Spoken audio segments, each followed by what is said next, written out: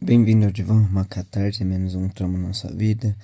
Então, aqui é o espetáculo, o show da fenomenologia e da exposição mais visceral da internet. Eu anotei uns trechos de pensamentos e eu vou desdobrando aqui. Eu tava chapado, então, não sei, talvez tenha alguma coisa da hora pra aproveitar. Uma coisa que eu pensei no caminho é que o amor desinteressado de Cristo é o único que pode ser real. Se o indivíduo escolhe alguém por contingências ou ou acerto de atalhos heurísticos, quis fazer um trocadilho por contingência ou de atalhos heurísticos, entendi. Exemplo, escolher um parceiro que dê mais segurança. O que me veio outra ideia. Se o mundo nos reprime e limita com a dor, quando alguém escolhe outro superior, ou seja, uma eugenia natural, a eugenia se torna um estado natural da própria evolução, que muitas vezes prioriza o que é considerado melhor. Ou seja, existe a natureza e tal, e como a termodinâmica funciona por entropia e sintropia, existe um estado de maior entropia que é quando as coisas estão desequilibradas, desordenadas, ou seja, sua vida está caótica. O que as mulheres buscam? Elas buscam estabilidade, exatamente como o homem intelectual busca intelectualizar e construir um muro intelectual por volta de uma criança ferida que às vezes não recebeu atenção na infância, tá ligado? Então, esses padrões vão se perpetuando através das nossas escolhas, que são, na maior parte das vezes, inconscientes, né? Tá. É, uma eugenia se torna um estado natural da própria evolução que muitas vezes prioriza o que é considerado melhor. No caso, é uma tentativa também do ego de aprisionar é, o devir em estanqueidade, né? Em cristalizar em símbolos, signos, palavras, tentando fazer com que a realidade que está em eterna mudança não mude, né? Ela está escolhendo com finalidade teleológica, com propósito, igual um homem escolher uma mulher com bundas ou seios grandes. Os seios demonstram fertilidade. Tá. Eu não dependo da sua validação, porque a sua validação é sobre uma contingência que paira sobre mim, não minha essência por trás de tudo isso. Imagine se eu pudesse vestir a fantasia do cara dos sonhos da tá. Ela me amaria e eu nem precisaria me esforçar otimizando minha inteligência para isso. O que torna a inteligência profunda e irrelevante se o plano é satisfazer a tribo, como os diplomas promovem. A Amy tem um diploma de psicologia, mas nunca em toda a vida dela vai conseguir chegar à profundidade de pensamento que eu cheguei ainda com 7 anos de atraso em relação a ela. Nossa, que lixo, mano. Vai se fuder. Ai, isso aqui é só uma criança ferida achando, falando assim, ó. Você me magoou, então eu vou corresponder reativamente baseado na amígdala e não no córtex pré-frontal, porque eu me senti machucado com seus espinhos que furaram o meu traumazinho de infância que eu não consigo superar. Só que eu jogo pro inconsciente, o inconsciente recalca e o id recalca em atitudes infantilizadas. Caralho. Exatamente isso que torna Cristo um celibato. Ela tinha respondido umas coisas, né? Tava conversando com a Iá. Sadismo é imperativo ativo de impor limite ao outro. O masoquismo é imperativo passivo de permitir o limite. Imagina impor que a chuva goste do seu cabelo. Isso é uma imbecilidade. Imagina alguém que é um fluxo neurais e hormonais decida por tempo suficiente te atorar e te amar. Uma coisa que é inerentemente efêmera. Que engraçado. Você é 70 trilhões de micro-organismos achando que é um ser individual. Olha que engraçado. O problema é que toda vez que eu tenho experiência com psilocibina, acabo entrando no apartamentos de eus que configuram possibilidades de Deus. Isso é meio psicótico, meio maluco, porque a realidade ela começa a ficar sem filtro nenhum, né? Então o cérebro se afoga em uma overdose de estímulo. O cérebro é viciado em estímulo, mas demasiadamente ele entra em sobrecarga, que é um tipo de overdose, e ele começa a criar narrativas que não se confirmam, talvez, em alguns casos. O problema de ir no fundo do poço da psique humana e chegar ao topo da montanha que as pessoas tentam alcançar é que não tem mais ressonância nem com as pessoas de baixo e com as pessoas do alto. Eu meio que quero mulheres, porém me relacionar com elas se torna um problema para mim, porque eu opero sobre o logos da verdade ou transparência absoluta. Toda mulher já gosta de se maquiar. Elas gostam de se projetar como sensuais, ou que muitos a querem, ou seja, ela é mais válida no mercado, teoricamente, no mercado assim, sexual se diz, porque as pessoas se vendem, né? Vendem, carisma, sei lá, falsidade, né? Quando eu estou com uma mulher, eu não consigo deixar meu discurso confortável. Eu não posso mentir para ela, eu não consigo mimetizar a tríade obscura e, consequentemente, isso torna um filtro para elas e para mim, celibato simultaneamente involuntário e voluntário. Eu não dependo da sua validação, porque a sua validação não é sobre mim, essa parte já foi. Cérebro é viciado nos estímulos que só a realidade pode fornecer, mas ele pode sofrer de sobrecarga informacional que gera confusão.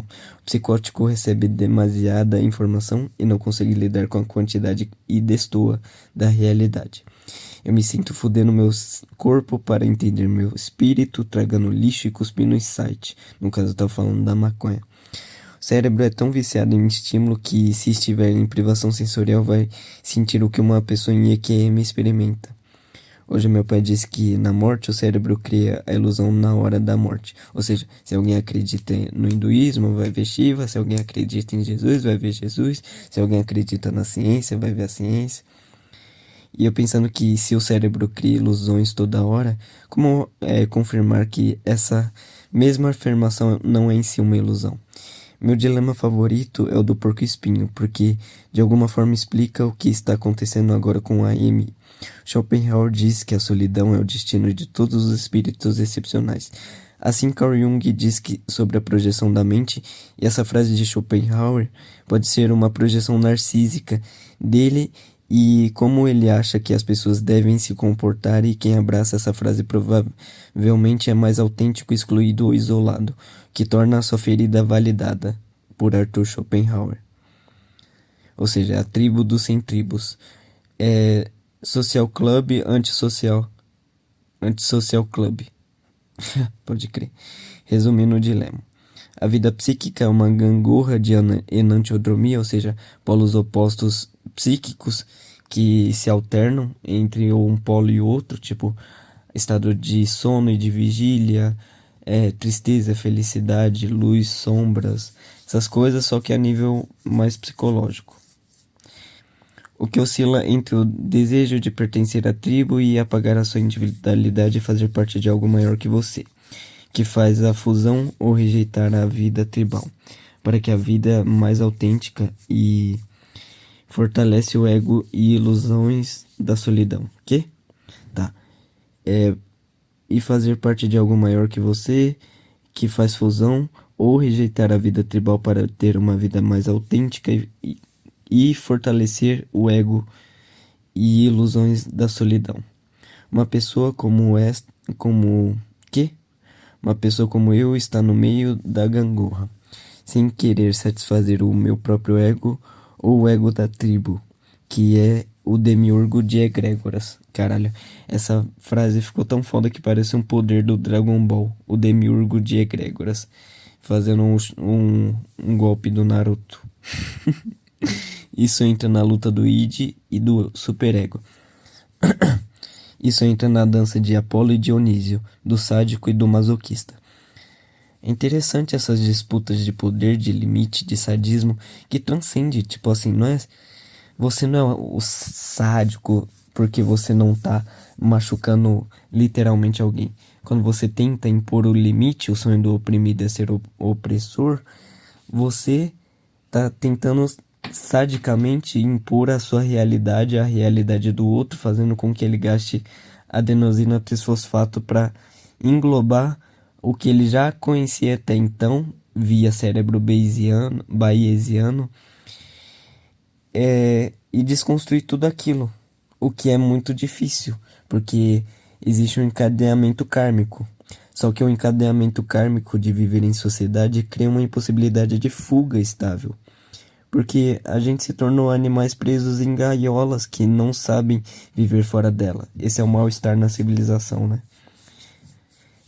Nos rebaixamos para a egrégora delirante de ser maior do que nós mesmos, de nós mesmos, pelo medo de não se manter vivo. Quando surge alguém depressivo, ele vai direto na raiz do problema, onde mora um vazio que devora tudo e nunca se sacia. As pessoas diante do espelho mais fiel do seu próprio ser, com medo, agride o espelho e não encontra resposta. Então sua mente delira até encontrar as barreiras que mostrem que esse infinito não existe. E existe um eu individual e não uma conexão cósmica travestida de Maya através de Avidya, do Anatta. Ou seja, Avidya é a ignorância, Anatta é o não eu e Maya é a ilusão. Ai, caralho. Engraçado. Aconteceu uma coisa também que eu tô completamente viciado na Lana Del Rey. Ouvindo todo dia as músicas dela por 6 horas. A capa do minha tela de desbloqueio é ela. Eu comprei 2 camisas e um moletom dela. E eu ouço praticamente toda hora, todo dia. Sempre tô escutando, ouvindo sobre ela.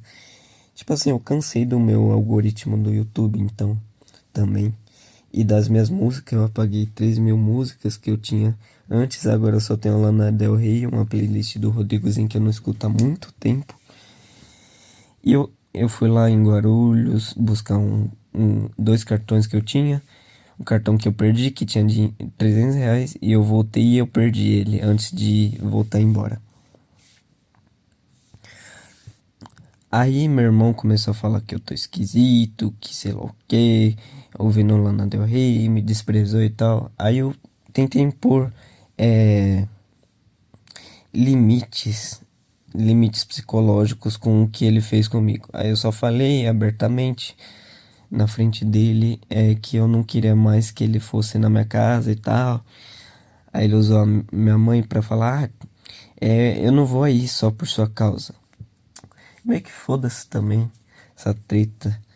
Esse filho da puta desgraçado, burro do caralho, através de princípio tribal dos homens héteros másculos que não podem ouvir Lana Del Rey, porque ouvir Lana Del Rey significa dar o cu, e dar o cu significa não propagar a espécie, que é um lixo do caralho. Ah, foda-se todo mundo, eu sou celibato no bagulho. Eu tô me relacionando com a minha própria ânima, me satisfazendo um, com uma mulher que eu me vejo, características refletidas em mim também. Eu vejo a dor dela como a minha dor, e isso é Jesus Cristo, tá ligado? Se ver no outro, amar o próximo como a ti mesmo, ver a dor do outro não como uma vulnerabilidade que merece ser apagada por fornecer demasiada informação e fazer com que o meu cérebro se sobrecarregue. Lidar com o outro, com o nível de empatia de Jesus Cristo e muito além de todo o gasto de adenosina trisfosfato, é você transcender a samsara, a matrix, o pecado, o karma. O pecado é a via, segundo a linguística cristã, que comete o indivíduo numa série de pecados que vai se, como a Ouroboros comendo o próprio rabo, ou seja, a serpente também é um símbolo legal para pensar nisso, ou karma, que é ah, a causalidade que te prende no ciclo de samsara, que é, e o moksha no budismo seria o anatta, que é você perceber que não existe um eu, e que esse eu está fundido com todo o cosmos, né? Cada um criou a sua própria linguagem para falar isso. O Hermes Trismegisto falando do princípio de correspondência cósmico, o que está dentro é o que está fora e o que está fora é o que está dentro. Ou seja, existe também uma causalidade interna, externa, psíquica e material, que baseia a psíquica e a psíquica baseia a material e tudo mais. Engraçado que muitas coincidências acontecem no universo material a partir de percepções da sua própria psique que tenta se validar. Ela tenta modelar a realidade, morder, apalpar a realidade a ponto de caber no que ela é capaz de processar sem se sobrecarregar. Eu não devo sentir dor e não devo tentar aplicar dor ao outro só porque eu sou uma pessoa com traumas e tal.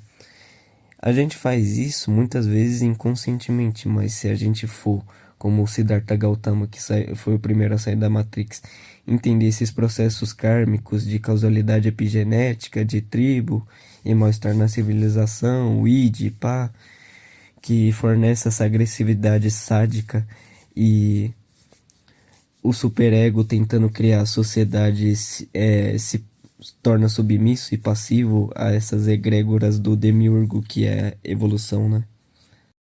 Eu me percebi metacognitivamente, analisando a minha situação, que agora eu gerei ondulações na rede kármica, que vai ser difícil de manusear isso através da alquimia. Mas dá para fazer através da alquimia crística, né? Mas o que eu tô querendo dizer? Eu fiz uma série de ações ruins e boas para alguém específico que não tinha nada a ver comigo.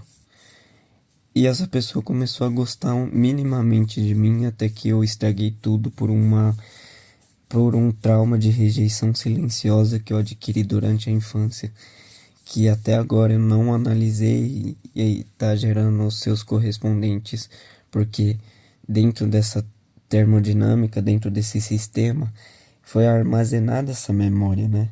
Dentro desse subconsciente, para cada um tem a sua versão de como ver essa energia toda, né? E pessoas introspectivas e extrospectivas, ou seja, pessoas que irradiam muito e lançam muito da sua demanda metabólica para o externo, que são os extrovertidos, e os introvertidos que mandam muito dessa demanda metabólica internamente, ou seja, eles não recebem validação porque quanto mais eles investem energias em si mesmo e nos seus processos mentais, mais eles ficam presos em idiosincrasias e jaulas semióticas, né? Até o ponto de criar essa muralha intelectual, esse ciborguismo intelectual e se tornar um voyeur do apocalipse, né? Caralho, agora eu tô fazendo uma autocrítica muito pesada pra mim mesmo. Para de mitologizar as mulheres. Isso é só o Prapanca, é o Vikalpa, o Sanskara.